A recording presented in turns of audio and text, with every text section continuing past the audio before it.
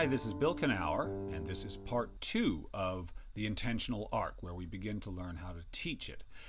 If it were my responsibility to teach the intentional arc to students, I think the first thing I would remember, probably the last thing I would remember, is that there are no right answers, nor any wrong ones either. This despite the fact that almost all authors have a very clear idea in some way or another in their minds or their hearts of what it is they're trying to share with their readers. But the author can't say it.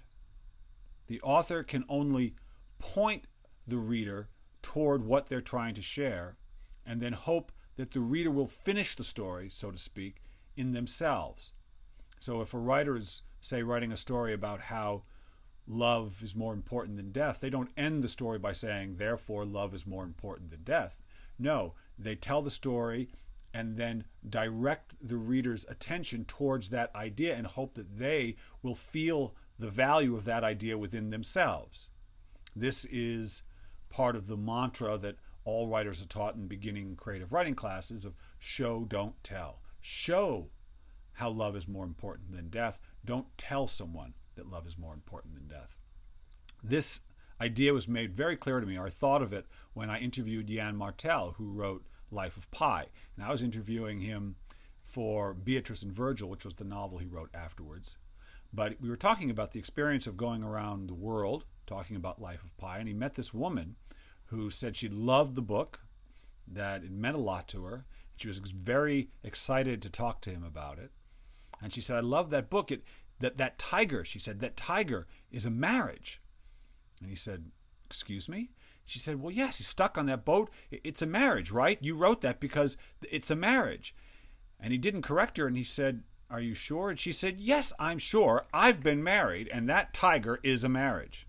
And he was wise enough not to say to her, no, that wasn't what I meant. I was actually writing about God and our relationship. No, because to that woman, that tiger was a marriage. That symbol he created to point the reader towards what he hoped they would get was marriage, based on what her experience had been, what her life had been. And this is why it's so important when our students are reading stories that there are no wrong answers for what they take away from that story, because what they take away will be based upon who they are and what they've lived and what they're interested in and what they're focused on.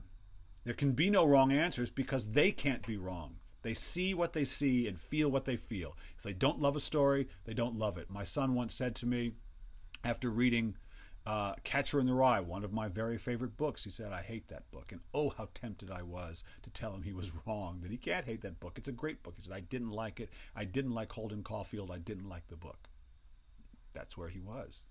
So, if there are no wrong answers and there are no right answers, how do we teach the intentional arc? How do we use works of literature to teach the students to think and analyze and look at fiction? Well, tune into part 3 and I will tell you.